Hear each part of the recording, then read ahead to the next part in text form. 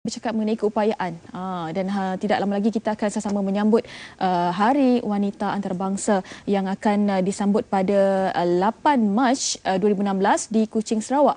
Jadi untuk bercakap dengan lebih lanjut bersama dengan saya ketika ini iaitu Encik Muhammad Hazimin Jamaluddin, Pengarah Jabatan Pembangunan Wanita Selangor. Assalamualaikum khabar. Waalaikumsalam, Ida. Baik. Pertama sekali saya nak tanya kenapa di Kuching? Kenapa Kuching dipilih untuk kali ini? Okey, untuk makluman penonton dan juga Ida di studio, tahun-tahun lepas kita telah adakan sambutan Hari Wanita Antarabangsa atau Hari Wanita peringkat kebangsaan pun kita telah pilih 5 negeri berjalan secara serentak di PWTC, di PICC dan tahun ini kita ingat kita ke Borneo pula lah bagi rakyat merasai bahawanya sambutan tu kita adakan di Kuching. Di Kuching di bandar di bandar Kuching. Kita telah pilih satu pusat beli belah di Kuching iaitu di The Spring Shopping Mall. Jadi sebab itu berkonsepkan tahun ini berkonsepkan santai. Jadi Kementerian Pembangunan Wanita, Keluarga dan Masyarakat kita rancang untuk mengadakan sambutan Hari Wanita Antarabangsa 2016 dalam konsep yang santai. Jadi kita turun di tengah masyarakat. Jadi apabila kita tengok di tengah masyarakat, kita tengok yang menjadi tumpuan yang di Kuching adalah pusat beli belah itulah ramai orang dan kita duduk di tengah-tengah masyarakat mengadakan program untuk sambutan. Bercakap mengenai program ni, apa agaknya pengisian yang akan berlaku? Katanya daripada jam 7 pagi hingga 5 petang. Sepanjang tempoh itu. Kita bermula pada jam macam kata 7 pagi tadi dengan pendaftaran peserta dan sebagainya. Lebih kurang bermula pada 7 pagi sehingga jam 4 petang. 4 petang. Maknanya satu hari lah. Kemudiannya daripada pagi itu kita ada sesi dia panggil lunch santai. Lunch santai ni bahasa Sarawak. Maksudnya apa tu? Maksudnya macam kita santai bersembang, berbicara macam itulah, forum ataupun inilah. Sebab dalam lunch santai tu kita kemukakan beberapa orang panel ataupun tokoh wanita yang akan berkongsi tentang kejayaan dia lah.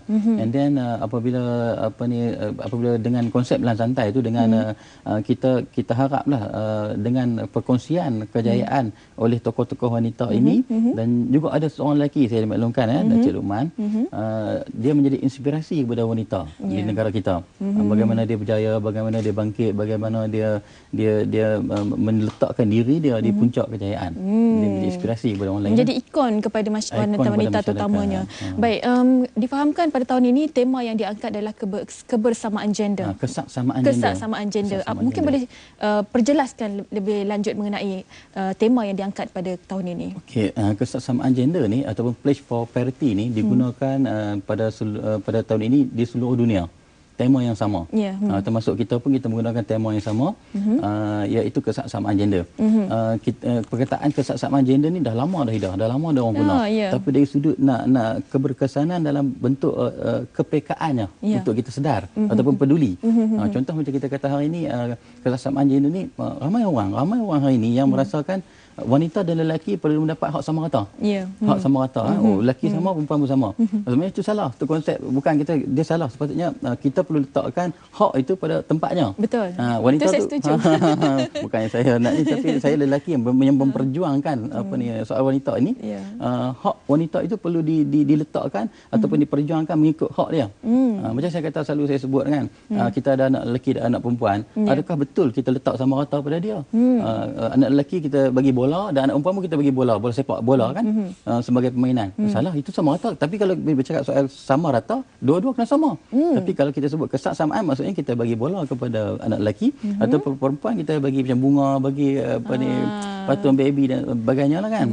Jadi inilah yang kita nak perjuangkan, kesamaan gender yang perlu kita tekankan. Bila kita faham mengenai konsep ataupun perkara yang asas, kita dapat faham dengan perkara yang lain dengan lebih mudah. Contohnya sekarang ni kalau kita tengok kebersamaan ataupun kesamaan gender ni dilihat di negara kita bagaimana? Kalau kita tengok sesetengah tempat, contohnya peluang atau peluang yang diberikan oleh wanita tu ada, tetapi yalah seperti dikatakan tadi, kepekaan itu kurang. Macam mana? Baik, kalau kita tengok negara Malaysia hari ini telah pun wanita kita telah pun ke hadapan, lebih ke hadapan daripada negara-negara lain. Dari sudut kesamaan gender kita tengok hari ini wanita diberi hak hak yang lebih. Kalau hari ini kita pergi ke pasaraya, dah ada parking untuk wanita. Dah ada parking untuk wanita. Tapi kepekaan tu okeylah, tapi ada juga lelaki yang parking di tempat wanita. Jadi maknanya kita masih lagi perlu memperjuangkan soal gender ni, keseksama gender ni, supaya semua orang faham. Supaya wanita ni perlu diberi keutamaan mengikut hak dia. Contoh macam baru-baru ni ada perlawanan bola sepak akhir. Ingat tak jadi isu sampai wanita pensan semasa batu beli tiket. Alhamdulillah apabila saya tengok isu itu dan negara kita telah alert ataupun peka terhadap gender, membuka satu kaunter khas untuk wanita. Bayangkan berapa lama dah perjuangan bola sepak dan sebagainya kan. Jadi Ida pun minat bola. Hari ini baru kita sedar, rupanya kita kena wujudkan satu kaunter untuk wanita. Lebih mudah sebenarnya. Lebih mudah dan sebagainya. Dan kita haraplah lepas ni pun agensi dan sebagainya mengambil peka terhadap keseksamaan gender ni, melebihkan wanita pada satu tempat yang hak untuk dia lebih lah, bukan kesemuanya. Dan kalau kita tengok hari ni Ida, di Malaysia kalau kita bincang dari sudut pendidikan pun kita tengok wanita dah okey, dah bersama lelaki. Wanita hari ni pun dalam dunia ekonomi moden hari ni, wanita dah mula keluar bekerja sama lelaki. Dan juga kita tengok sasaran yang diletakkan oleh kerajaan, 30% wanita sebagai pembuat keputusan. Satu kajian, firma kajian yang firma tu nama dia Hayes tu firma yang membuat satu analisis mengatakan tahun 2014 kita telah mencapai sasaran 34% wanita pembuat keputusan di Malaysia. Ini satu pencapaian yang hebat lah. Itu pencapaian yang hebat. Tetapi dari satu sudut yang lain, kita melihat bebanan pada wanita tu lebih tinggi dengan tekanan kerjaya dan juga keluarga. Bagaimana cara sebenarnya untuk wanita itu berperanan dengan betul dalam memastikan dan juga mengimbangkan antara kerjaya dan juga hak dia yang perlu dia lakukan sebagai seorang wanita ni. Okey, kalau kita tengok macam tu dari sudut tu Aida, kerajaan telah melaksanakan satu dia panggil flexible working arrangement ni, maksudnya keanjalan waktu bekerja. Yang mana wanita boleh bekerja 5 hari dan boleh bekerja daripada rumah. Benda ni kalau pergi di Putrajaya kita dah boleh buat boleh buat satu kita kata permohonan. Wanita boleh memohon kepada ketua jabatan, tapi dia ada kriteria dia. Tak semua boleh. Tengok kriteria, dia merupakan pekerja yang terbaik, cemerlang sebagainya, dan mengikut kerja dia yang tidak perlu ketua padang ke apa macam kan. Jadi boleh untuk dia pilih 5 hari bekerja ataupun bekerja daripada rumah. Benda ni sedang dilaksanakan oleh kerajaan untuk membantu, macam mana Ida kata tadi, supaya wanita itu turut sama menjayakan pembangunan negara. Dan mungkin ia dapat mengurangkan sedikit stigma masyarakat yang dahulunya mengatakan bahawa wanita ni belajar tinggi-tinggi pun duduk di dapur. Tapi sekarang ni kita lihat ialah lebih ramai sekarang ni wanita yang ke depan yang memberi sumbangan pada negara. Dan dari sudut bidang apakah yang wanita sekarang ni dilihat ke depan, mungkin selain daripada kerjaya mereka, mungkin dari sudut pertahanan diri ataupun penglibatan di dalam sukan. Kita tengok pelibatan wanita pada hari dia dalam bentuk yang meluas.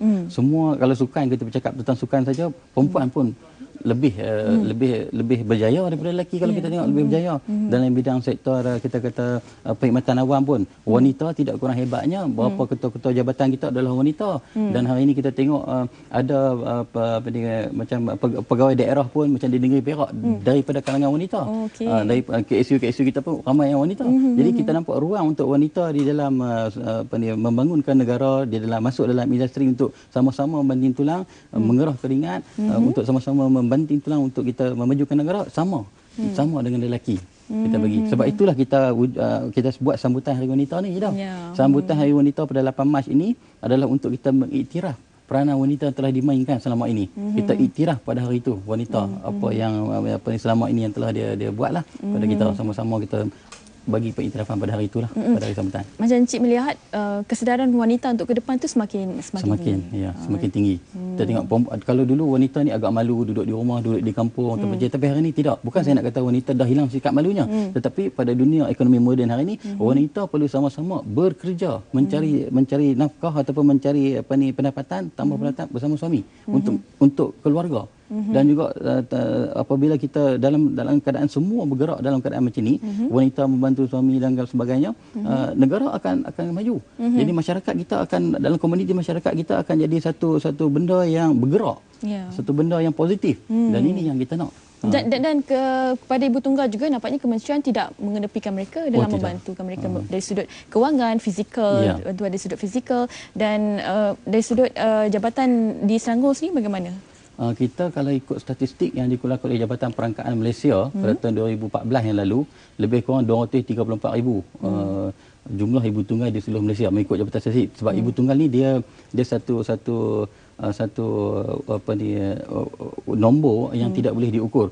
Maksudnya kita tak boleh berkita tepat ibu tunggal, sebab ada hari ini yang kita kira hari ini, contoh kata 234,000, hari ini berapa orang ibu tunggal dah mula berkahwin balik, tapi tidak maklum kepada statistik kita kan. Jadi statistik tu dia sentiasa berubah statistik ibu tunggal ni. Dan ibu tunggal seperti anak emas kita lah. Kalau di Jabatan Pengurusan Wanita kan kita jaga, kita bagi segala pemberkasaan kepada dia. Dari sudut ekonomi, dari sudut sosial, dari sudut kita kata kaunseling dia apabila sebab ibu tunggal ni, untuk menjadi seorang ibu tunggal ni hanya ibu tunggal saja tahulah betapa susah dan sebagainya. Baik, dan kita harapkan agar sambutan ini dapat memberi semangat kepada para wanita untuk boleh terus ke depan. depan. Rasmi sikit. Okey, rasmi pada hari itu Aida,